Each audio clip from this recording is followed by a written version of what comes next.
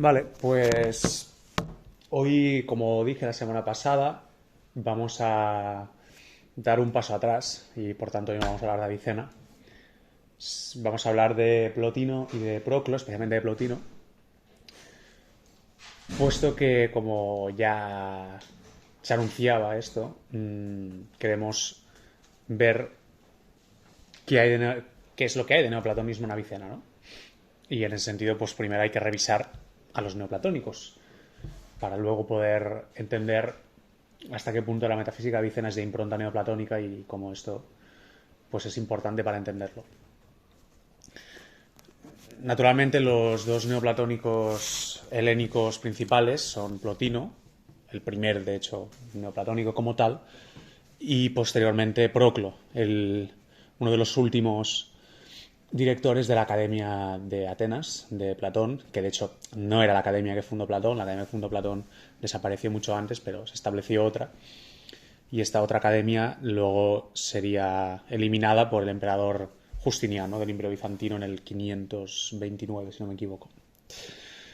Y que de hecho, a raíz de ese cierre, el neoplatonismo pasaría precisamente a los territorios que posteriormente serían islámicos, que en aquel momento no lo eran porque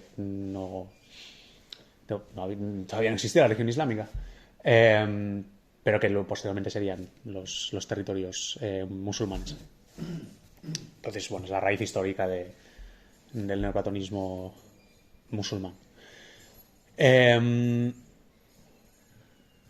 Como digo, vamos a centrarnos más en Plotino porque es un autor más sencillo. Hola. Es un autor más fácil de entender. Proclo es más sistemático, pero también más difícil. Y esto hace que para una presentación de una hora y poco, pues sea mejor acudir a Plotino. Además, porque es el primero, entonces siempre es mejor irse al primero. Aunque haremos algunas referencias a Proclo, especialmente en un punto en concreto que ya revisaremos. ¿Cuáles son los dos conceptos en torno a los cuales va a girar esta sesión? Que de hecho son los conceptos que luego también sean relevantes para lo que veamos de Avicena posteriormente. Pues están aquí apuntados, son la participación y la emanación. Que veremos concretamente la emanación abrirá pie a una discusión frente a la noción de creación, ¿de acuerdo? Veremos exactamente por qué, puesto que la emanación es un mecanismo a través del cual se genera la realidad múltiple desde el primer principio, ¿no? Es que lo apunto brevemente, el concepto de participación yo creo que es el concepto más importante que la metafísica junto al de analogía. No nos podemos meter exactamente en por qué digo esto, pero bueno, queda apuntado que yo considero que el concepto de participación es muy importante, bien entendido. Es decir, pasado por el examen de los aristotélicos, ¿no? Ese es que es lo que llevará a gran síntesis por Santo Tomás de Aquino, naturalmente.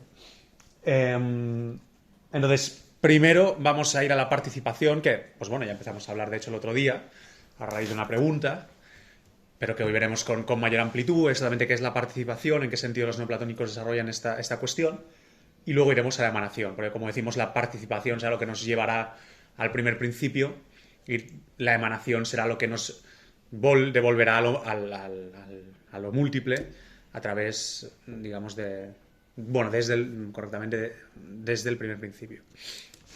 Entonces, vamos a leer unos textos de Plotino, que yo creo que se entienden bastante bien, en general, y los iremos explicando conforme ahora los proyectaré, porque es un poco que os gusta tenerlos proyectados para poder seguirlos y, bueno, para poder... Porque claro, si los leo exclusivamente, pues solo los podéis escuchar cuando los esté leyendo, pero están proyectados, pues así los podéis ir leyendo mientras explicamos. Nos vamos a centrar principalmente en dos tratados de Plotino. Me voy a cerrar un poquitín la puerta. Sí, es que cierro. Sí. Bueno, no la cierres del todo, pero ciérrala un poco porque si no molestamos. Bien. Nos vamos a centrar especialmente en dos tratados de las Eneadas de Plotino. De acuerdo, a las Eneadas es un texto que de hecho como tal no compuso Plotino. Lo que compuso Plotino son los tratados que componen estas Eneadas.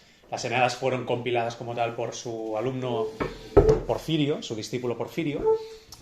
Y bueno, Porfirio hizo una ordenación que es discutible en ciertos aspectos, pero que, bueno, nos da el texto que tenemos hoy en día, en el cual tenemos 54 tratados ordenados en 6 Eneadas. Eneadas es conjunto de 9 tratados. Cada Eneada son 9 tratados. Entonces vamos a fijarnos en dos tratados concretamente y no los leeremos enteros. Uno es un poco más largo, el otro es más corto, pero ninguno lo leeremos entero. El primero es de hecho el último tratado de todas las Eneadas, aunque no es el último que escribirá Plotino, de hecho es el noveno que escribió Plotino de esos 54, pero en el orden de Porfirio es el último, que es precisamente el tratado noveno de la Eneada sexta, titulado Sobre el bien o el uno. ¿De acuerdo? No hace falta, no creo que haga falta apuntarlo. Entonces, en este tratado veremos cómo Plotino asciende hacia el primer principio, desde la realidad múltiple de las cosas, a través del concepto de participación. ¿De acuerdo? Entonces ahora voy a ir ahí, voy a proyectar el texto y lo vamos revisando, porque como digo, creo que es bastante claro por sí mismo este texto. Bueno, claro, tendría que bajar la... El de Proclo no lo proyectaremos, pero bueno, como digo, de Proclo vamos a leer menos, así que no va a salir nada, porque no lo tengo digitalizado. Pues leeré lo poco, además es en italiano, la traducción. Sí, lo leeré, pero bueno, como digo, Proclo vamos a tratarlo menos. Si alguien tiene interés especial en que hablemos un poco de Proclo, pues luego podemos hablar un poco más, pero como digo, creo que es mejor centrarse en Plotino porque es el primero y es más sencillo de entender. Bien, vamos a empezar a leerlo y a partir de ahí vamos viendo. Nos dice: todos los seres por la unidad son seres. Así cuantos son seres primariamente, como cuantos de un modo u otro se cuentan entre los seres. Porque, ¿qué podrían ser si no fueran unos, toda vez que desprovistos de ser un esto o aquello, no son esto o aquello? Un ejército no es ejército si no es uno, ni un coro, ni un rebaño, si no son unos. Pero tampoco una casa es casa, ni una nave es nave, si no poseen la unidad, puesto que la casa es una y nave es una. Perdida la unidad, ni la casa será ya casa, ni la nave, nave. Bien, vamos a quedarnos aquí de momento. En este primer fragmento, que de hecho no es ni un párrafo completo, Plotino nos presenta, y ya veremos que aquí está asumiendo algo que es lo que tendremos que ir a Proclo para desarrollarlo, nos presenta lo que de hecho el propio traductor de la obra nos enuncia muy bien, como que la unidad es el fundamento del ser de las cosas. Es decir, las cosas, para Plotino, ya veremos que de hecho para un Santo Tomás de Aquino sería lo contrario, y que, bueno, no voy a adelantarme, y ahora primero explicamos el Plotino y luego vamos a ello, porque de hecho esto va a ser una de las cuestiones principales de todo el seminario. Para Plotino, como digo, una cosa es cualquier cosa, es decir, desde un ejército, que es una entidad muy pobre, hasta un ser humano, por ejemplo, es porque es, de alguna manera, una unidad. Si no fuera una unidad, no sería nada, puesto que, de hecho, claro, si no es unidad, no se puede decir que sea un algo. Para ser uno tiene... Lo que es tiene que ser un algo. Y en ese sentido, tiene que ser unidad. Ahora bien, y aquí está el paso clave que iremos viendo, los seres no son su propia unidad, no se identifican con su unidad, sino que la unidad les viene desde fuera, participan de la unidad. Y voy a la pizarra porque así a lo mejor hago algún esquemita. Bajo lo he separado en dos, como veis. Por un lado tenemos la emanación, ahora queda tapada, pero por un lado tenemos la participación, por otro lado tenemos la emanación. Como digo, tenemos pues una cosa, ¿no? Pongamos un perro.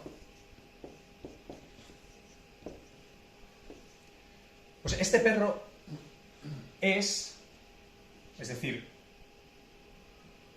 tiene existencia, es real, porque tiene una unidad.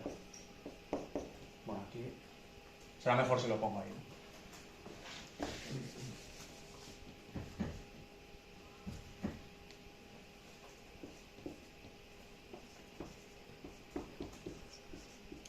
Ahora bien, aquí está la cuestión fundamental, que como digo, esto lo argumenta con más detalle Proclo. Hay que ver si esta unidad le pertenece al perro por sí mismo, por sus propias características esenciales, o si le viene de fuera. Si la unidad en virtud de la cual el perro tiene ser, es algo interno al propio perro o le viene externamente. Ya adelantamos, naturalmente, que en Plotino esta unidad, bueno, de hecho mejor vamos a poner una flecha para abajo, le viene del 1. El 1 da a participar la unidad y constituye las cosas en lo que son. Como digo, este darse a participar lo veremos a través del concepto de emanación, pero tiene que quedar claro de entrada esto. Es decir, Plotino establece que, y es importante, digamos, mantener los momentos lógicos separados, establece en primer lugar que una cosa es porque tiene unidad, y esto es un primer paso, y luego se constata que esa unidad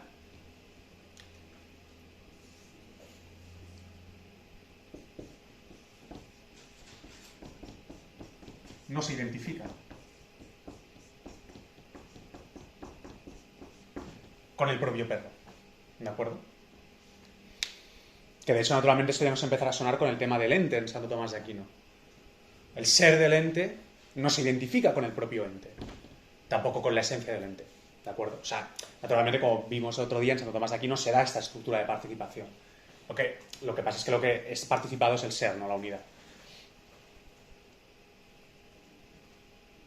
Y este no identificarse, como ahora veremos, esto todavía no lo hemos visto, bueno, nos está empezando a apuntar, pero todavía no lo hemos visto, nos llevará a el hecho de que esta unidad se da de manera graduada. ¿De acuerdo? Es decir, hay cosas que son más unas que otras. Y esa unidad graduada requerirá de una participación. Cuando una perfección se da de manera graduada y no proviene de la propia cosa, requiere de un primer... no se puede hablar de ente porque es el uno, pero bueno, de un primer principio que posee plenamente esa perfección y la da a participar. ¿De acuerdo? Como digo, esto lo vamos a ver, digamos, porque es lo que va a hacer Plotino ahora. De momento lo que hemos leído, como veis, lo podéis volver a leer, ha sido constatar esto, ¿no? Constatar que las cosas son en cuanto son unas. Pero no son unas en cuanto son, ¿de acuerdo? Esto es muy importante tenerlo en mente, porque va a ser lo que va a determinar precisamente el título que tiene este seminario, la primacía ontológica del ser. Es decir, ya lo adelanto, nosotros vamos a ir viendo cómo en la filosofía islámica, y en Avicena pues lo veremos, a partir de la semana que viene con Al-Kindi y Al-Farabi, y después con Avicena, se empieza a cambiar la unidad por el ser. Es decir, lo que en Plotino es fundamento pasará a ser lo fundamentado, por decirlo así. ¿De acuerdo? Y al revés. Lo que en Plotino es fundamentado pasará a ser el fundamento. Y veremos las implicaciones que tiene esto y el porqué de esas cuestiones. Esto lo apunto para que os situéis por donde estamos yendo, ¿de acuerdo? Porque sé que a lo mejor diréis, pero ¿esto por qué? O sea, estamos viendo Avicena, la cosa, el existente, y de repente estamos hablando de la participación en la unidad. Como digo, hago estos pequeños apuntes para que veáis por dónde estamos yendo, ¿de acuerdo? Bien, ¿esto ha quedado claro? Pues ahora seguiremos leyendo.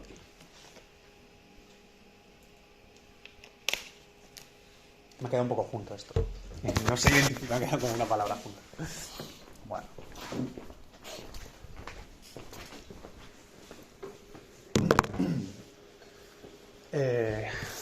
A ver. Las magnitudes continuas, por tanto, si la unidad no estuviera presente en ellas, no serían lo que son. Es un hecho, al menos, que seccionadas mudan de ser en la medida en que pierden la unidad. Bueno, aquí reitera lo que hemos dicho, ¿no? Las cosas mudan de ser, es decir, dejan de ser lo que son, en tanto mudan la unidad que poseen, ¿no? O sea, pierden la unidad que poseen. Y de asimismo los cuerpos de las plantas y de los animales. Asimismo los cuerpos de las plantas y de los animales. ¿Qué calor hace? No sé. A lo mejor es el eso. Bueno. Si no, ahora abrir la ventana esa. Bien, asimismo los cuerpos de las plantas y de los animales. Cada uno es uno. Pero si, abandonada la unidad, se fragmentan en una multiplicidad, pierden la esencia que les era propia. Ya no son lo que eran, sino que se convierten en otras, siempre que estas otras sean unas. Bien, lo que ha dicho aquí es muy importante. Vale, vamos a hacer un poco participativo. ¿Por qué creéis que es importante? Que siempre estoy exponiendo así. ¿Por qué creéis que es tan importante esta frase? En el contexto de todo lo que estamos viendo, también recordando un poco lo de la semana pasada, el título del seminario.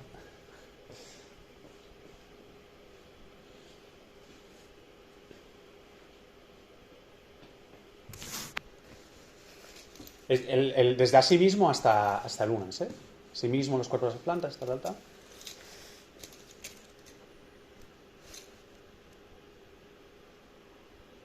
Pues que potser en tant que deixa de ser un i són múltiples pot arribar a tenir diverses essències en respecte a la que és una. No, si no arribaria a tenir diverses essències, però va pel tema de l'essència. O sigui, no és que una cosa no pot tenir diverses essències, una cosa sempre té una essència. Però què? Fixeu-vos en el tema de l'essència, doneu-li una altra volta.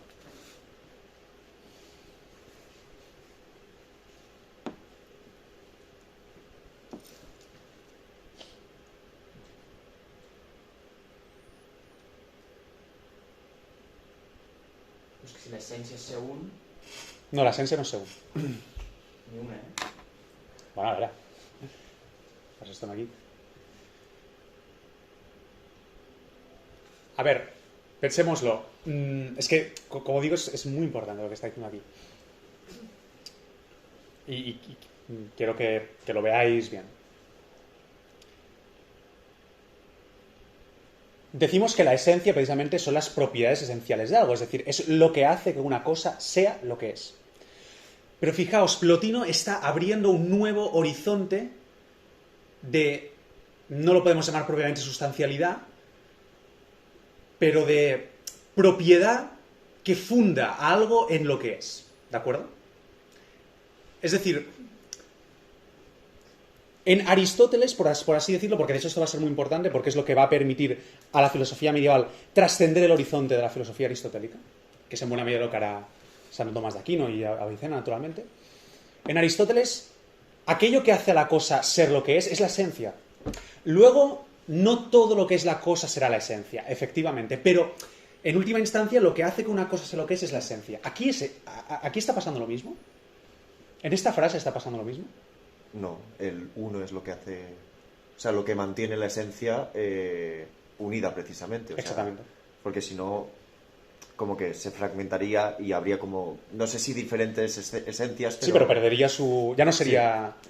Porque una esencia es una, en tanto que participa de la unidad. Está unida con la unidad.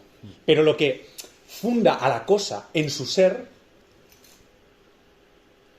es... efectivamente, en un orden conceptual, primariamente la esencia, en el sentido de que es lo que le da las características que hacen lo que sean, pero en un orden del ser de la cosa es la unidad. Ese es el horizonte al que se está abriendo Plotino, que, como digo, va más allá del horizonte aristotélico. O sea, es porque es uno. Es porque es uno. Y es lo que es porque tiene una esencia concreta. Pero es porque es uno. Pero entonces cuando cuando se pasa a la multiplicidad, pierde la esencia. O sea, que aquí es puramente conceptual, no es que pasen a la multiplicidad. O sea, aquí lo que te está diciendo es que si abandonaran la unidad, si una esencia abandona la unidad, ya no es una esencia. Ya no es una esencia de algo. Pero sería un grupo de esencias, ¿o no? No, porque si tú te fragmentas, tu esencia se puede fragmentar. No. Pues ya está. A ver. O sea, ahí está la cosa. Ah, pensé que se refería a un grupo de unidades, no a una unidad. No, es, fragmentada. claro, no, es, o sea, fíjate, aquí lo que te está diciendo es, asimismo los cuerpos de las plantas y de los animales, cada uno es uno, pero si abandonada la unidad se fragmentan en una multiplicidad, pierden la esencia que les era propia. Es decir, si el perro pierde la unidad, me da igual la esencia, ya no es perro. ¿De acuerdo? Es decir, se ha abierto un nuevo horizonte. ¿Esto se entiende? Fijaos que es lo que en Tomás de Aquino vamos a ver, es decir, el ser es la perfección última que hace que una cosa sea, no la esencia. Porque de hecho la esencia es potencia respecto de la actualidad última del ser. ¿De acuerdo? Pero es que una cosa no se puede fragmentar. Sí, claro, efectivamente, porque si se fragmenta, deja de ser. Es lo que está diciendo Plotino. Ah, Claro, ahí está yendo la cosa. ok. ¿De acuerdo? Es decir, efectivamente, un ser humano, si se fragmenta, ya no es un ser humano. Pues esto, un perro si se fragmenta. Una essència és en tant que és un. O sigui, una essència existeix en tant que és una. En tant que és una entitat. Per això en el moment en què es fragmenta aquesta unitat ja no pot... Sí, ja no... Clar, l'essència ja no... De nou, aquest vocabulari exactament no és el que Plotí utilitza, és el vocabulari de Tomàs d'Aquino, però per entendre-ho, perquè en Tomàs d'Aquino, això que estem veient... Perdón, vamos en castellano porque es el canal es en castellano. En Tomás de Aquino, este esquema que estamos viendo, esta estructura, se va a cambiar simplemente la unidad por el ser. ¿De acuerdo? Entonces, en Tomás de Aquino, efectivamente, la esencia, en tanto que es potencia respecto de la actualidad última, que es el ser, cuando no es perfeccionada, cuando no posee ese acto último, no es. Es lo que está pasando aquí con Plotino. Cuando la esencia no posee, no participa de aquello que la perfecciona, que es la unidad, no es. ¿Esto se entiende? Como digo, esta frase es muy importante, ¿eh? Fijaos, es muy importante, porque es aquí donde la metafísica se abre un horizonte que trasciende la metafísica de la esencia. Porque ya no es la esencia la que determina en su última razón de ser a la cosa. ¿De acuerdo? Però no pots tirar una miqueta per aquí per veure el número, per apuntar... Sí.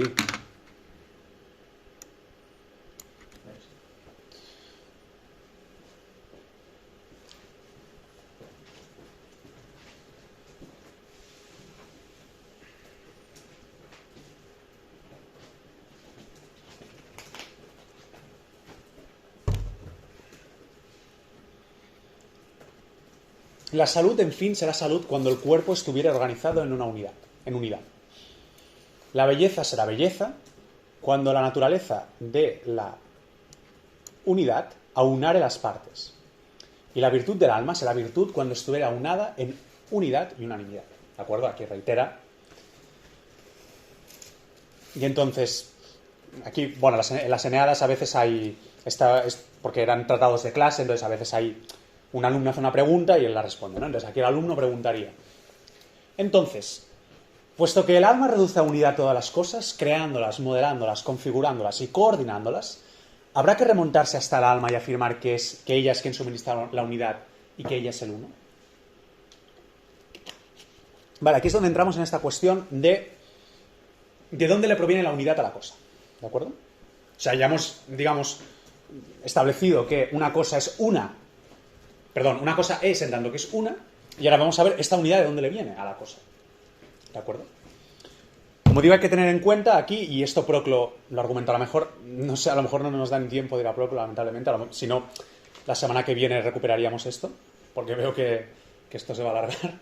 Pero como digo, en Proclo la argumentación está todavía más desarrollada y, digamos, diferencia muy concretamente entre los diferentes pasos. Como veis aquí en Plotino, por eso es más fácil de leer también seguramente, pero en Plotino no está tan claramente diferenciados los momentos que estamos estableciendo. Pero como digo, ahora lo que nos tenemos que preguntar es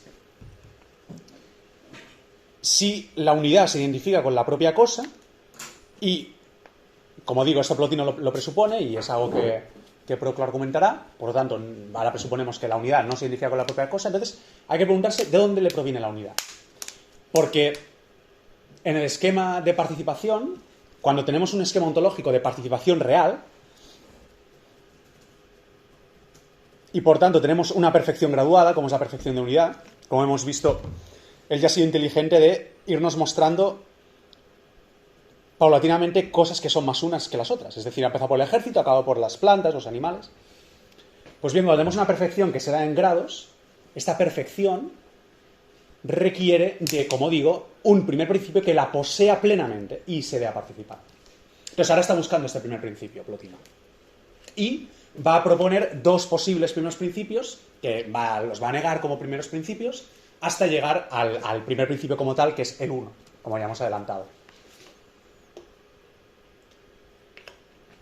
Como digo, saben que tengáis siempre este esquema en mente, porque luego con la emanación lo que haremos es el camino de vuelta, ¿de acuerdo? Bien. Y entonces, como digo, ahora se preguntan, ¿habrá que remontarse hasta el alma y afirmar que ella es quien suministra la unidad y que ella es el 1?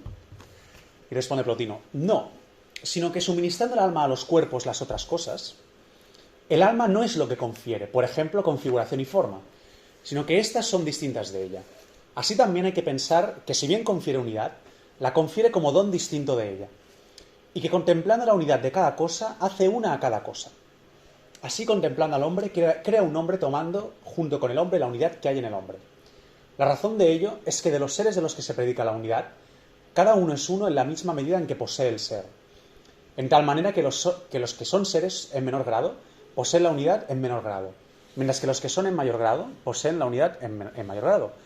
Pues así también el alma, aunque distinta de la unidad, en razón de un mayor y más real grado de ser, posee un mayor grado de unidad, y sin embargo no es el uno mismo, porque el alma es una, y así la unidad es en cierto modo accesoria. Alma y una son dos cosas distintas, como lo son cuerpo y uno.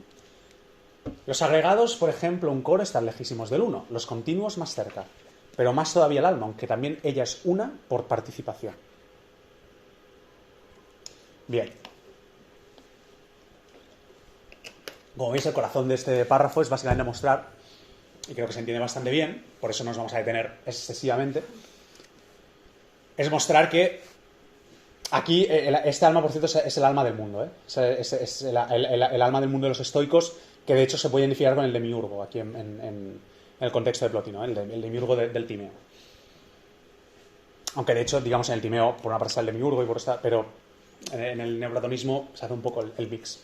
Entonces, como digo, este alma del mundo configura las cosas, les da unidad porque mira a las formas, ¿de acuerdo? Aquí tenéis el esquema de Platón, de que hay unas formas que son los inteligibles primeros, los cuales el demiurgo mira y los copia en el mundo material, ¿no?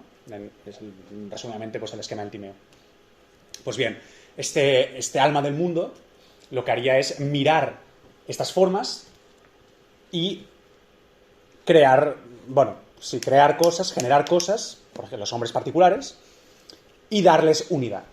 Y precisamente por ser anterior a las cosas unas, pero poco unas del mundo material, es más una que ellas, ¿de acuerdo? Porque, y en virtud de esa primacía respecto de las unidades materiales, puede darles unidad, ¿de acuerdo? Es decir, naturalmente uno, para ser principio de otro, tiene que ser más, tiene que poseer en mayor grado la perfección que le va a comunicar al otro principio. Entonces el alma del mundo, en el sentido, como dices, es más una que los hombres, que los perros, porque está más cerca del uno también, ¿no? Posee la perfección en mayor grado. Entonces, bueno, aquí abunda un poco en esto, como digo, no nos vamos a... Porque es más interesante, creo yo, o sea, esto es interesante, pero cuando ahora se mete con el ser inteligencia, ¿no? La conclusión es que el alma, por ser ella misma una, imparte a otros la unidad, pero ella misma recibe de otro la unidad. ¿De acuerdo? Es, en resumen, lo que acabamos de decir. Bien. Entonces ahora se pregunta si la unidad que se da a participar, y de hecho esta es la posición de Platón, son las formas, ¿no? Es decir, en Platón, las perfecciones que se poseen de manera participada son dadas a participar por las formas que poseen esas perfecciones en plenitud, que son pues cada forma, ¿no? Y que de hecho son plenamente, es decir, en Platón, ser e inteligibilidad, como bien sabéis, se identifican, ¿no? Las formas son máximamente inteligibles e inteligentes y a la vez son máximamente ser. Y en virtud de eso se dan a participar a las cosas, ¿no? Entonces Plotino aquí se pregunta si la fuente de unidad de las cosas es precisamente esto, lo que había identificado Platón como tal fuente, ¿no? Entonces, como digo, es interesante porque aquí es donde también Plotino va a ir más allá que Platón. ¿De acuerdo?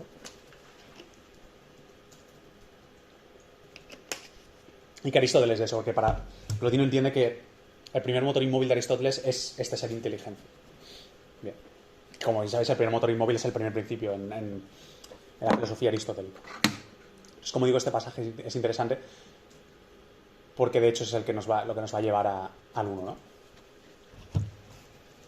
Nos dice, será entonces que en los unos particulares la esencia de cada uno no se identifica con su unidad, pero que en el ser y la esencia total la esencia se identifica con el ser y con el uno, de suerte que si hallaste el ser, has hallado el uno, y que la esencia en sí es el uno en sí. Bueno, esta frase a lo mejor es un poco así, pero bueno, es lo que hemos dicho, es decir, ¿será que la unidad que tienen las cosas es la unidad de las formas, de las esencias totales, que de nuevo se identifican con el ser? Cuidado, él entiende que efectivamente las esencias totales, las formas, se identifican con el ser, pero que no se identifican con el uno, ¿de acuerdo? Porque para él el uno es una perfección mayor. Es decir, que si la esencia es inteligencia, también el uno es inteligencia, siendo a la vez ser primario y uno primario, y haciendo a los demás partícipes del ser. De ese modo y en la misma medida, les hace también partícipes de la unidad. Porque, ¿de qué otra cosa fuera de aquellos podría uno decir que es en sí? Efectivamente, es lo de Platón, ¿no? O sea, fuera de las formas, ¿qué podríamos decir que es en sí? Que es plenamente, ¿no? Porque o el uno es lo mismo que el ser, pues hombre y un hombre es la misma cosa, o si hay una especie de número para cada cosa, entonces así como de dos cosas dices dos, así de una sola dirás uno. Si pues el número es propio de los seres, también el uno lo será y habrá que investigar en qué consiste. Pero si el numerar no es más que un acto del alma mientras recorre las cosas, el uno no será nada en la realidad. Ahora bien, la razón mostraba que cada cosa, si perdiera la unidad, ni siquiera existirá en absoluto. Es pues preciso considerar si en cada ser particular la unidad es lo mismo que el ser y si el ser total es lo mismo que el uno total. Bien, como veis, la estrategia es básicamente entender que si la unidad de, por ejemplo, el perro particular, la unidad participada del perro particular se identifica con el propio perro particular, ¿de acuerdo? Es decir, no sería la unidad sustancial que le da entidad, sino la unidad que él posee de manera participada, si se identifica con el perro, entonces se podría considerar que la forma a través de la cual él ha sido constituido es la unidad plena, ¿de acuerdo? ¿Esto se entiende? Es decir, la estrategia será ver si la unidad participada del perro, ¿de acuerdo? Es decir, como digo, no la unidad en virtud de la cual es, digamos, vamos a volver a empezar. No se está refiriendo aquí a la unidad plena, sino a la unidad que cada cosa posee. Es decir, si esta unidad que cada cosa posee es idéntica a la cosa, es decir, por ejemplo, el perro, es decir, si perro y uno participado son lo mismo, entonces podría ser, y de hecho se podría decir, que la forma de perro es idéntica con la unidad plena, ¿no? ¿Esto me he explicado? Sí. Entonces, hay que mostrar que esto no es así. Bien. Pero si el ser de cada cosa es una multiplicidad y la unidad, en cambio, no puede ser multiplicidad, una cosa será el ser y otra la unidad. Es un hecho al menos que el hombre es animal y racional. Es una multiplicidad de partes y esta multiplicidad está ligada por una unidad. Luego, hombre y uno son dos cosas distintas. dado que aquel es divisible y éste indivisible. Es más, el ser total, conteniendo en sí todos los seres, es tanto más una multiplicidad y distinto del uno, solo que posee la unidad por comunión y participación. Además, el ser posee vida, porque no es un cadáver. Luego, el ser es una multiplicidad. Y si el ser es inteligencia, también por este concepto será forzosamente una multiplicidad. Y más aún si abarca las formas, porque la forma no es una, sino número más bien. Así cada forma particular, como la forma universal, es una del mismo modo que el cosmos puede ser uno.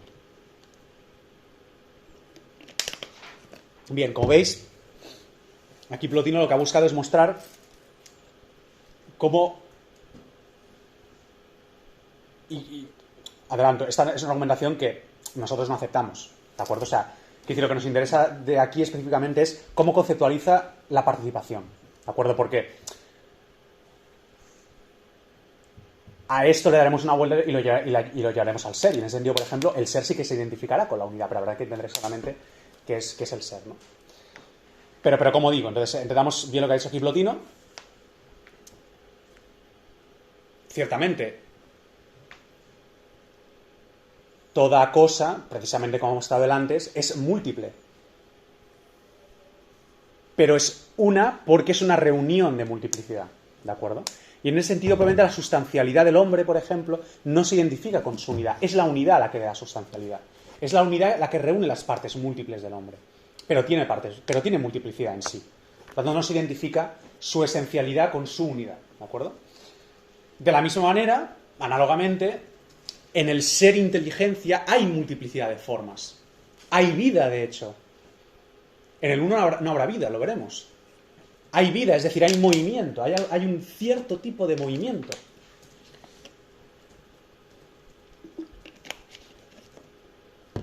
Pues dice, en suma, el uno es el primero, mientras que la inteligencia, las formas y el ser no son primeros. En efecto, cada forma consta de una multiplicidad, es compuesta y es posterior, ya que los componentes de cada cosa son anteriores a esta. Sí. Pero que la inteligencia no puede ser lo primero, está claro. Además, dice, la inteligencia se ocupa necesariamente en pensar. Y la inteligencia más exime, la que no mira al exterior, piensa necesariamente a la anterior a ella, ya que al volverse a sí misma se vuelve a su principio. Ahora esto veremos solamente qué significa con el tema de la emanación. Además, si ella misma es a la vez lo pensante y lo pensado, será doble y no simple y no será el uno. Y si mira a otro, mirará con toda seguridad al superior y anterior a ella. Pero si se mira a sí misma, a la vez que al superior a ella, también por este concepto será segunda. Es decir, precisamente tanto que la inteligencia es inteligible e inteligencia, piensa la inteligencia, aunque de una manera muy diferente a nosotros, pero aún así hay una duplicidad. La inteligencia siempre es inteligencia de algo. Entonces ya no es puramente una. Recordemos, aquí estamos buscando algo que sea puramente uno, que posea la perfección de unidad en tal plenitud que no puede haber ningún viso de multiplicidad dentro de sí. Entonces ya solo esta pequeña diferenciación implica no plena perfección de unidad.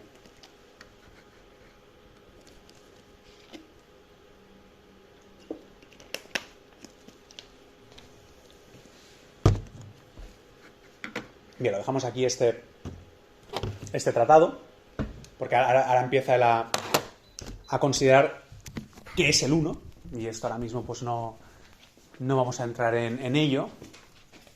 Si luego hubiera un poquito más de tiempo de que entrar en la emanación, pues sí que iríamos a ello. Pero, como digo... A ver si ahora puedo subir. Pues lo que...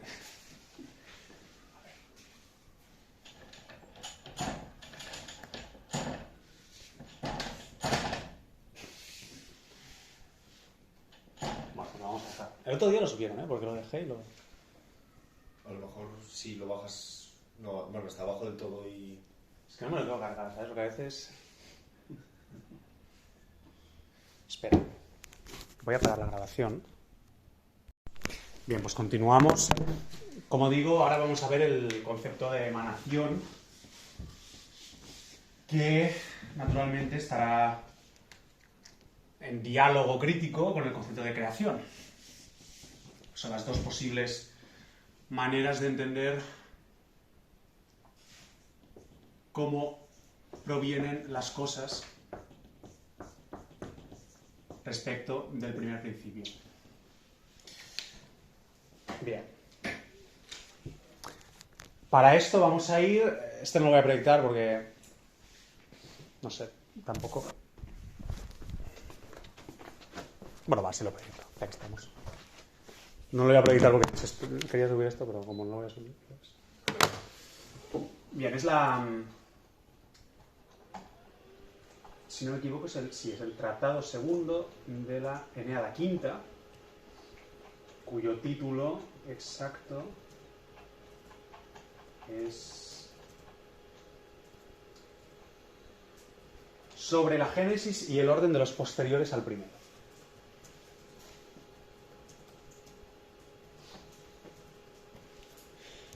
Veréis que es más corto el fragmento que vamos a leer. Solo esto y el principio de la siguiente página. Pero es muy enjundioso, digamos. Bien.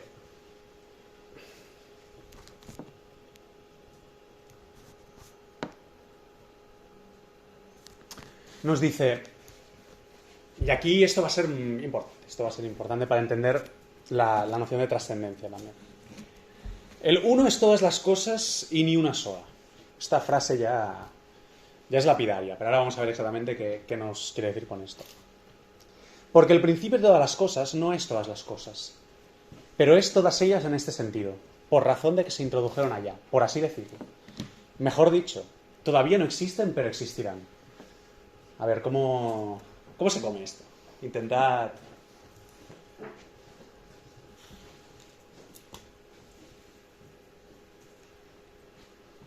Ay, claro. Que no quiero meter aquí rollo todo el rato.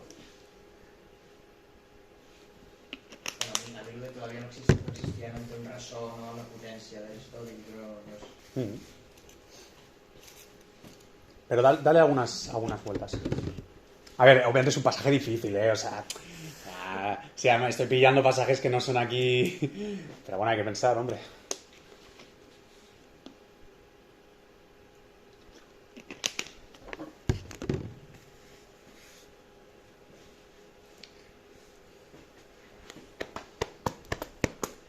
O sea, está diciendo que... A ver, voy a tirar un triple, pero... Básicamente, como que... O sea, todas las cosas no son principio de todas las cosas, pero como que... O sea, en el fondo está hablando obviamente de la unidad, entonces es como que... hay como una unidad que contiene todas las cosas y no sé, la verdad sí. Entonces es como que... A ver... Como que las cosas son y no son, pero el hecho de que no sean quiere decir que son porque serán. No tiene sentido lo dicho. A ver, esta es la primera frase. El uno es todas las cosas y ni una sola. Porque es todas las cosas, pero no es... O sea, no es todas las cosas como tal, o sea, no es una mesa, no es una silla, tal, pero contiene, por así decirlo, o sea, a la vez permite que todas las cosas sean. Pensémoslo desde la participación, desde la noción de participación que hemos estado viendo. O sea, sí, va por ahí, pero démosle... Pensemos desde la noción de participación. Todas las cosas participan del uno, el uno hace, o sea, como que, sí, hace partícipe. El uno se da a participar. Se da a participar en todas las cosas, pero a la vez no es, o sea, no se identifica con todas las cosas. Es lo que decías de que no podemos identificar lo uno participado, o sea, el perro con el uno que hace que sea perro, porque si no estaríamos diciendo que la unidad es igual a un perro. Bien, aquí como veis, efectivamente, va por ahí la cosa. Ahí como veis está jugando la noción de trascendencia y de inmanencia. ¿De acuerdo? Es decir, ¿el primer principio es trascendente o es inmanente? Naturalmente aquí Plotino está yendo a que es trascendente.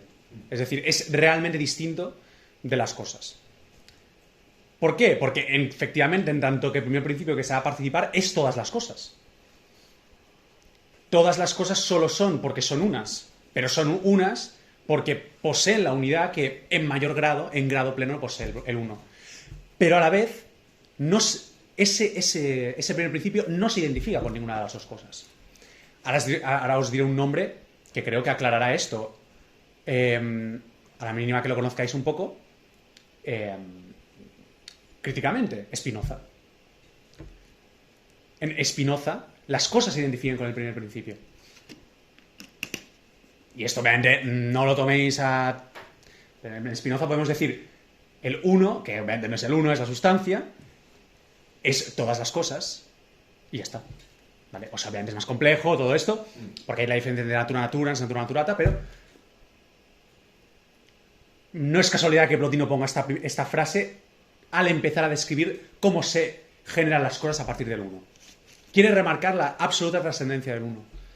El uno es todas las cosas, porque es el primer principio de ellas.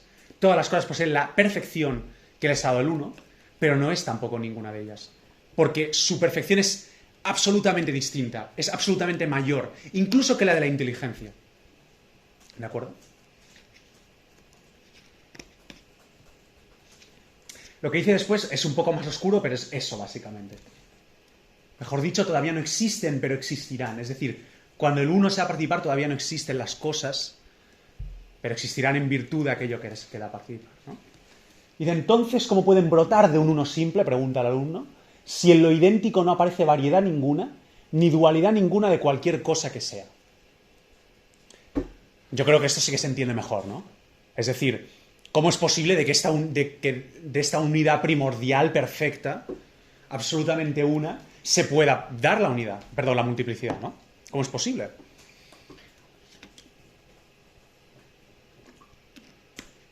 Es un poco lo que el doctor Ignacio Guiu, cuando explica a Santo Tomás de Aquino, ¿no? Dice, claro, Heidegger nos dice que la pregunta de la metafísica es ¿por qué el ente y no más bien la nada?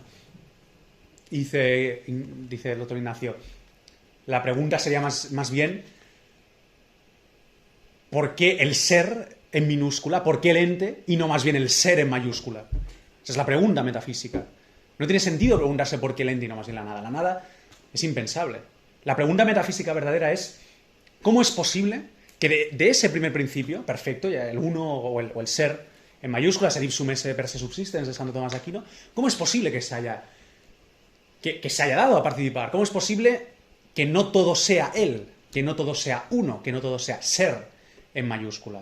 Esa es la gran pregunta de la metafísica en el horizonte de la explicación del porqué de la realidad, ¿no? Y eso es lo que ahora nos va a intentar responder Plotino a través del mecanismo de la emanación. Y aquí ya vamos a establecer una distinción que va a ser naturalmente muy importante, ya veréis por qué, en nuestro contexto de la filosofía islámica, concretamente Avicena. Claro, esta pregunta, responder a esta pregunta de por qué más bien, en el caso de Plotino, la unidad en minúsculas y no más bien el uno, y en el caso de Santo Tomás de Aquino, por qué el ente y no más bien el ser en mayúsculas, o por qué el ser participado y no más bien el ser en mayúsculas, se puede responder de dos maneras. O a través de la emanación, es decir, de un necesitarismo ontológico, que ahora veremos cómo funciona. Es decir, Plotino nos va a decir que es necesario que esto haya ocurrido así. O, como nos responde el Islam, como nos responde el cristianismo, y esto, naturalmente, veremos lo importante que va a ser de cara a Avicena, a través de un acto libre. Es decir, no había ningún tipo de necesidad que el ser en mayúsculas o el uno en mayúsculas se diera a los otros, diera al crear a los otros o emanar a los otros, sino que por un acto libre, de puro amor, de pura bondad, crea las cosas, ¿de acuerdo? Naturalmente lo que vamos a ver ahora es la emanación, es decir, en Plotino esto no es así. En Plotino él entiende que hay una estricta necesidad, no podía ser de otra manera, tenía que darse. Esto es lo que tiene que intentar justificar a través de este mecanismo de la emanación, que, como decimos, va a orbitar, ya lo veremos, a través de tres conceptos que antes os había puesto en griego, supongo que los habéis leído, y ahora los voy a poner en castellano porque así también los podéis copiar y tal, que son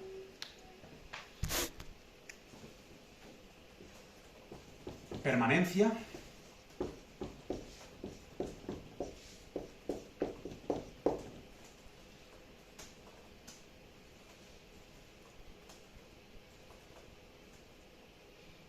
¿Cómo traducirías epístrofe? Ni idea. Salida.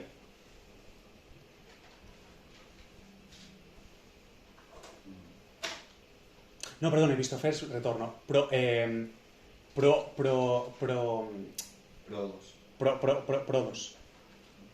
Bueno, vamos a poner salida, porque...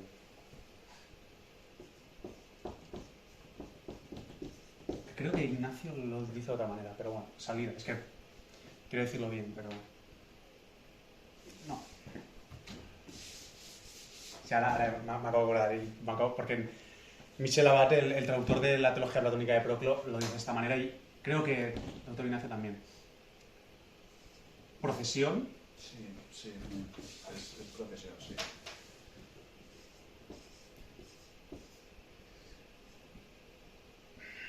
Bueno, de ahí, si quieres te lo miro en los apuntes de esos, que lo tengo por aquí.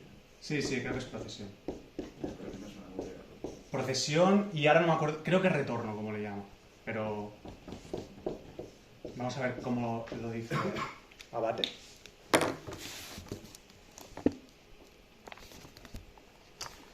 A ver...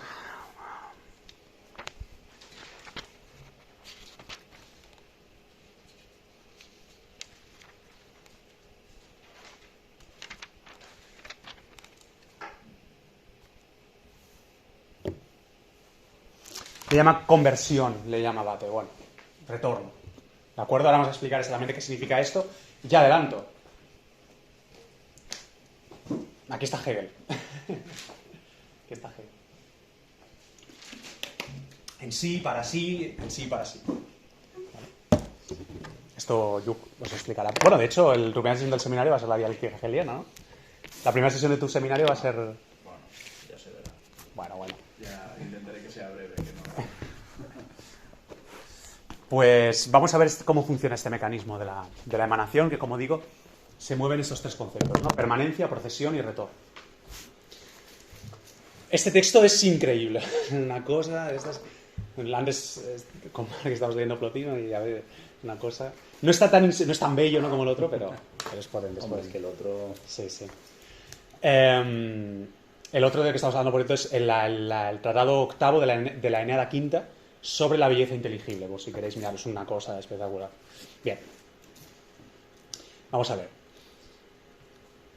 Pues precisamente porque ninguna cosa había en él, recordemos que estaba respondiendo a la pregunta de cómo es posible que de esta unidad brote la dualidad, ¿no? Pues precisamente porque ninguna cosa había en él, por eso brotan todas de él. Aquí está volviendo a remarcar la trascendencia. Y precisamente para que el ente exista, por eso él mismo no es ente, sino progenitor del ente. Y esta es la primera como procreación. Porque el uno, siendo perfecto, porque nada busca, nada posee, nada necesita, se desbordó, por así decirlo. Y esta sobreabundancia suya ha dado origen a otra cosa. Y esta, una vez originada, tornóse hacia aquel y se llenó. Y al mirarlo, se convirtió, de hecho, en esta inteligencia. Su detenimiento frente a aquel dio origen al ente, mas su mirada hacia aquel dio origen a la inteligencia. Así pues, como se detuvo para mirarlo, convirtiese a la vez en inteligencia y en ente. Vamos a intentar describir estos tres momentos. Yo creo que más o menos es bastante claro, pero vamos a intentar sacarlo entre todos. Es decir, con ese texto en mente, que lamentablemente está un poco partido, entonces sería mejor estar en una página entera, ¿no? Pero bueno, vamos a ir primero aquí, ¿no? Es el principio. Con ese texto en mente, ¿cómo funciona este mecanismo de la emanación? Recordando que son estos tres polos: permanencia, procesión y retorno. ¿Cómo diríais que funciona este mecanismo?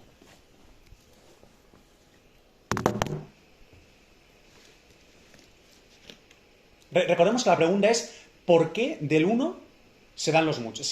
Surgen los muchos. Y aquí nos ha simplemente descrito cómo se genera el primero que viene después del uno, es decir, el ser inteligencia, que es lo primero generado después del uno. Aquí no nos ha explicado cómo se ha generado los animales, simplemente nos ha explicado cómo se ha generado la primera hipóstasis, la segunda hipóstasis, la primera generada.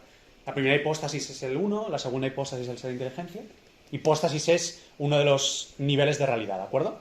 Nos ha explicado solo cómo se ha generado la segunda hipóstasis.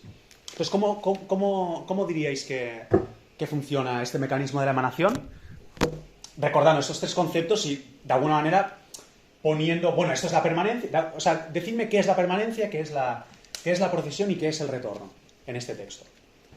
Y, por tanto, así cómo funciona el mecanismo de emanación. O sea, la permanencia entiendo que es el uno sin que nada participe de él. Efectivamente. En cierto punto, por lo que dice, o sea, si se desborda, o sea, que como que surgen, bueno, el ente, entiendo, como que sale del uno participando de él y luego este vuelve... Perdón, ¿puedes volver a decir lo que has dicho justo antes? O sea, como que el ente sale del uno cuando se desborda, participa de él, o el ¿Sale el ente? O sea, es procreado. Sí, pero propiamente el ente, ¿cuándo se constituye como tal? Cuando... Fíjate, hay tres momentos, ¿no? El primero, vamos a ir por partes. El primero, muy bien. Permanencia es el uno en sí mismo, en su perfección absoluta. Lo mismo ocurrirá, luego un poco más tarde, cuando describa cómo se genera el alma del mundo respecto del ser inteligencia, también en el ser inteligencia habrá un momento de permanencia, ¿de acuerdo? De poseer la plenitud de su perfección en sí misma. Entonces, esto ha quedado claro. Permanencia es esto, ¿de acuerdo? Procesión es cuando desborda, pero no es una unidad, o... O sea, la unidad está siempre, ¿de acuerdo? La unidad es lo que se va a participar. Vale. Pero, sí, va por ahí, por lo que estás diciendo. Procesión es el momento en el cual, y esto va a ser muy importante, porque, de nuevo, esto es lo que hace que Spinoza no sea un neoplatónico, porque esto, yo creo que a quienes hayáis estudiado a Spinoza más a fondo, veréis que tiene alguna resonancia, sobre todo con la cuestión de la natura naturans y la natura naturata. Pero la gran diferencia está en la distinción entre la permanencia y la procesión, ¿de acuerdo? Son dos momentos distintos. Es decir, esto es un acto. Esto es el acto de perfección propia, ¿de acuerdo? Que esto lo hemos dicho muy bien. O sea, el uno, en su actualidad pura de unidad, permanece en sí mismo. Y entonces hay un segundo acto, que es el de la procesión, el momento de la procesión. Este acto es el que emana de este primer acto de unidad. Es necesario que primero el uno posea en plenitud la unidad para que este primer acto genere un segundo acto que es la pura sobreabundancia de lo que es, ¿no? Es la pura sobreabundancia. Esto es un concepto que luego en el Liber de Causois, en el Dionisio, pseudo Dionisio Areopagita, se sistematizará como el bien es difusivo de sí mismo, ¿no? Es una de las grandes sentencias metafísicas del neoplatonismo medieval. El bien es difusivo de sí mismo, es decir, el bien, que recordemos, este uno es el bien también platónico, es el bien que está por encima de todas las formas, el bien o la unidad, por su propia perfección, y este naturalmente, como veis, es un momento fundamental, no puede quedarse en sí mismo, ¿de acuerdo? Esto es lo que le da una impronta de necesidad al proceso. Es decir, cuando una cosa es perfecta, no se queda solo en sí misma, está en sí misma, en el momento de permanencia, pero necesariamente se da. Esa perfección sobreabunda. Y eso es el momento de procesión. Esto se ha entendido, ¿no? ¿Ves? Porque dice, porque el uno siendo perfecto, porque nada busca, nada posee, nada necesita, es decir, es perfecto, bueno, no digamos alcanzado, porque el uno no alcanza nada, ya es perfecto de por sí, pero en tanto que posee esa perfección propia, por tanto, momento de permanencia, se desborda. Y esa sobreabundancia suya ha dado origen a otra cosa. ¿De acuerdo? Pero fijaos que cuando dice ha dado origen a otra cosa, todavía no nos dice qué cosa es. O sea, en el momento de la sobreabundancia, de la procesión, todavía no está constituida en lo que va a ser la segunda hipóstasis. Esto va a venir aquí. Es decir, cada hipóstasis se constituirá en cuanto tal, en su ser propio, en el momento de retorno. Y ese momento de retorno dará una nueva estabilidad, un nuevo momento de permanencia, que es el de ser inteligencia, que a su vez se desbordará, etc. ¿De acuerdo? Aquí yo creo que es donde pues empieza a haber ciertas resonancias con Hegel. Ciertas, ¿no? En Proclo es más claro, ¿eh? Lo que pasa es que en Proclo nos vamos a meter, pero en Proclo es por lo que he leído de Abad y de esta gente, es más claro en lo que Hegel se parece a este esquema. Porque en Plotino sí que es verdad que es como más... Pero, bueno. Bueno, es que él sabe mucho de Hegel, por eso... Si queréis preguntar algo de Hegel, adelante. Bueno, y ya es un seminario, de hecho, que pronto colgarás carteles, ¿no? Sí, sí, pronto. ¿De qué irá? Bueno, no sé si... Bueno, La filosofía del derecho. Bien. Ya lo veréis. Vamos a... No quiero cortar, pero... Si luego hablad lo que queráis. ¿eh? Sí, por eso. Porque estamos grabando Sí. también. Bien, vamos a ir al momento de retorno, ¿de acuerdo? Que es, de hecho, lo que viene a partir de aquí, ¿no? Es decir, esto... Hasta aquí ha sido la permanencia y la procesión, ¿no? Hasta otra cosa. Entonces, a partir de aquí. Y esta, una vez originada, es decir, ya tenemos el efecto propio del acto segundo del uno, es decir, del acto de procesión. Bueno, de hecho, decidme vosotros. Leamos otra vez esto. Tornóse hacia aquel y se llenó. Y al mirarlo se convirtió, de hecho, en esta inteligencia. Su detenimiento frente a aquel dio origen al ente. Mas su mirada hacia aquel dio origen a la inteligencia. Así pues, como se detuvo para mirarlo, conviértese a la vez en inteligencia y en ente. Es decir, ¿qué es el momento de retorno? ¿Cómo lo describiríais estructuralmente? En base a esta... Obviamente aquí está el retorno, porque hemos visto... Aquí esto solo puede ser el momento del retorno. ¿Qué es el retorno? Es el momento en el que este como trozo de uno, o sea, que ha como... No, trozo no, ¿eh? No, trozo no Es importante entender que no es... Porque por eso al principio hemos remarcado, fíjate, por eso Plotino ha empezado remarcando la trascendencia absoluta. Lo que procede del uno no es un trozo del uno, es diferente del uno. O sea, lo que procede del uno no es un trozo del uno.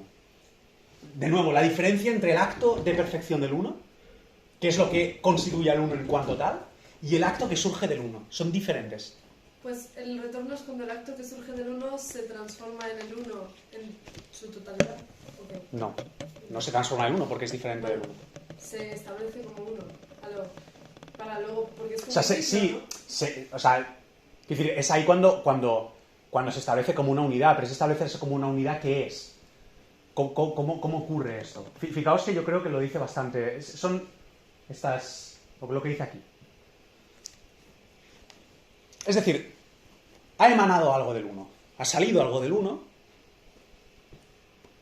que todavía no es nada concreto, por así decirlo. Entonces es como lo que sale... Bueno, no es multiplicidad, pero no tiene una constitución. No está constituido en algo concreto. Es uno, es unidad, porque no puede ser no unidad, Claro. pero se constituye en lo que es, en cuanto es esta segunda hipótesis. O sea, se constituye como ser inteligencia, porque fijaos, es ente inteligencia, en este momento de retorno. ¿Cómo ocurre esta constitución para Plotino? ¿Cómo ocurre? Fijaos que, de hecho, nos lo dice tanto para el ente como para la inteligencia. Nos da dos momentos. O sea, es leer lo que dice Plotino y pensarlo un poco.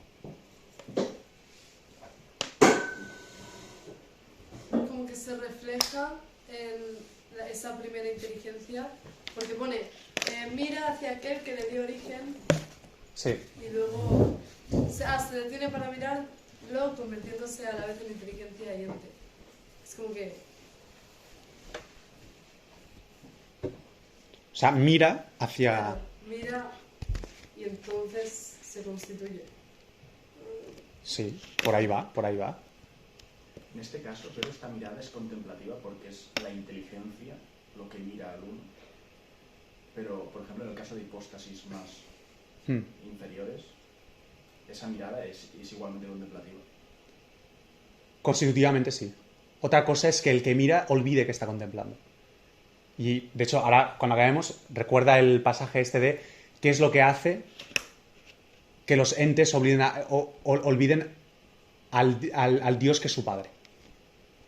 No sé si se acuerda de ese texto, si no ahora iremos a él. Mira, te lo voy a citar exactamente. Esto es para decir esto de... Dice... Perdón, una pregunta. O sea, cuando aquí está hablando de su mirada, se está refiriendo literalmente a una mirada otra vez a... O sea, mirada que es metáfora, ¿eh? Obviamente la inteligencia no tiene ojos. Vale. Es volverse contemplativamente hacia el principio. Lo que te constituye en cuanto tal. Ahora vamos a ver exactamente qué es esto. Pero, yendo a lo que había dicho él, la frase con la que empieza precisamente el tratado primero de la Eneada Quinta, sobre las tres hipóstasis principales, nos dice: ¿qué es, por cierto, lo que ha hecho que las almas se hayan olvidado de Dios su Padre, y que siendo porciones de allá y enteramente de aquel, se desconozcan a sí mismas y desconozcan a aquel? O sea, efectivamente, por ejemplo, las almas concretas, que naturalmente están mucho más abajo en la jerarquía ontológica, pueden no contemplar al uno. Pero en ese no contemplar al uno se olvidan de lo que las constituye como tales. O sea, lo que las constituye como tales es contemplar no al uno concretamente, sino a la hipóstasis que viene antes. Pero claro, a través de la hipóstasis que viene antes, a la primera. Pero claro, entonces es como decir que, por ejemplo, las almas concretas contemplan al ser inteligencia, o sea, se distingue entre el acto como consciente de contemplarlas, es decir, el hecho de que yo ahora pues leyera el libro 7, Sí. ¿no? Y después el libro 12, ¿no? y pues entendiera esa inteligencia, Sí. ese acto puro, pero por el hecho de que yo ya soy alma, quiere decir que de alguna manera mi constitución Sí. esencial de alma Sí. contemplada, ya, es decir, No, claro, sí, sé por dónde vas.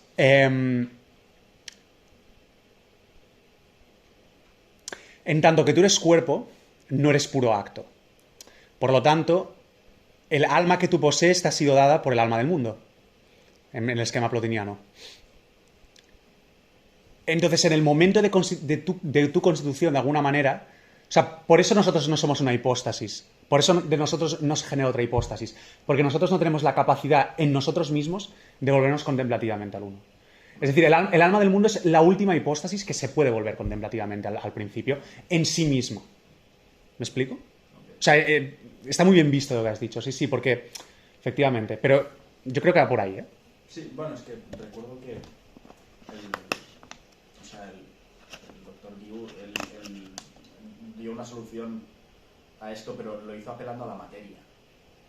Sí, claro. Entonces el alma concreta nuestra está en la hipóstasis del alma del mundo igualmente como va esto. Claro, aquí habría que entrar, es que esto habría que, claro, yo ahora mismo no te lo puedo responder, porque habría que entrar a ver si en Plotino entiende el alma a la manera aristotélica o a la manera platónica. Es decir, que el alma humana es constitutivamente junto a un cuerpo, o si el alma humana no es constitutivamente junto a un cuerpo. Porque si es constitutivamente junto a un cuerpo, entonces sí que no creo que tiene más problema. Si no lo es, habría que verlo. Pero es que si no lo es, entonces Sí. hay como este momento de... Claro, pero entonces se podría ir a la cuestión platónica de que el alma en su estado primigenio sí que contempla las formas, ¿verdad? Claro. Pero habría que... Había un momento del olvido también, ¿no? Exactamente. Como Platón, Sí, en Platón hay un olvido, cuando el alma cae al... ¿Cómo se decía en griego? El olvido, no me acuerdo. Bueno, no me acuerdo. Sé que él habla de la anamnesis, es el recordar, pero... Sí.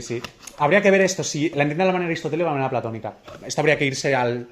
Yo creo que a la Eneada tercera es donde habla más del alma, si no me equivoco.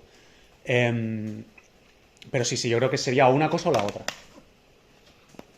Si Yu fue por el tema de la materia, él conoce muy bien a Plotino, supongo que será porque Plotino entenderá más a la manera aristotélica el alma. Pero ya sabes que Plotino es una síntesis de buena medida de Platón y Aristóteles. Pero es que realmente él no paró a hablar de las almas individuales. Sí, claro. Él hizo Sí, el mundo y materia. Sí, exactamente, porque la materia es ya... Sí.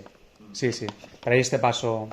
No, habría que mirar, claro, ahora mismo no te puedo decir porque no lo tengo... Pero bueno, seguro que lo trata Plotino en algún momento. O si no, Proclo. Proclo seguro.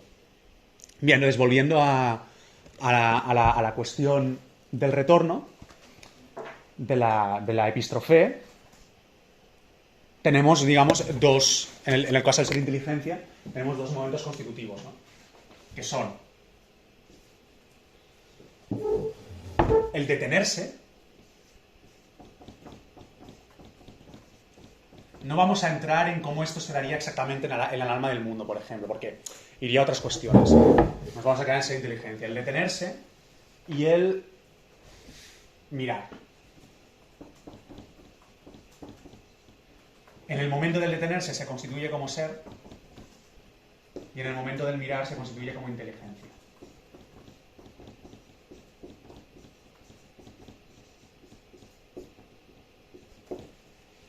¿Vale? Entonces, ¿esto qué significa? Bien.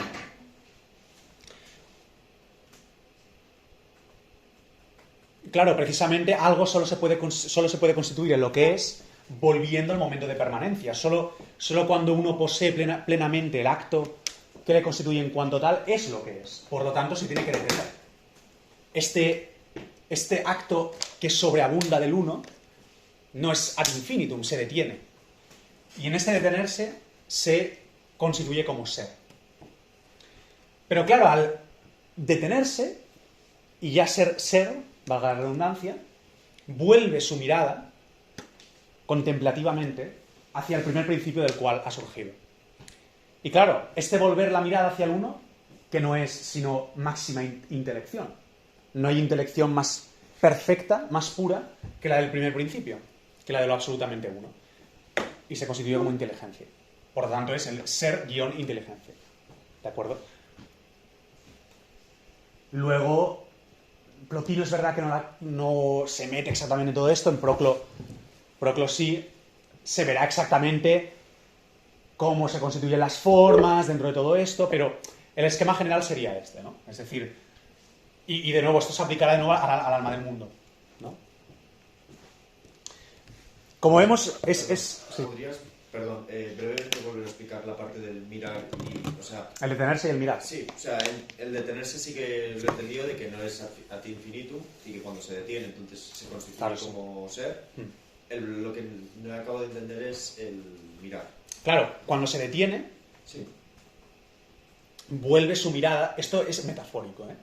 Sí, o sea, hay que entenderlo como metafórico. Sí. Pero eso, como dijo ayer el doctor Abel Miró en clase, sí, la metafísica clásica utiliza muchas metáforas, pero son metáforas precisas, ¿no? O sea, no nos perdamos en las metáforas. O sea, son metáforas, como es... Obviamente el ser inteligencia no mira, no tiene ojos. Pero son metáforas para expresar una realidad ontológica concreta, ¿no? O como así lo entienden ellos. Bien, pues esto.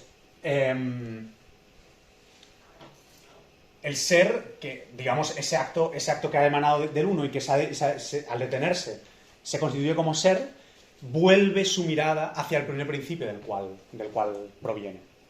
Y claro, al volver su mirada hacia el primer principio del cual proviene, ¿qué está haciendo sino un acto de intelección? Está entendiendo el primer principio del cual proviene. Entonces es inteligencia. ¿De acuerdo? Gracias.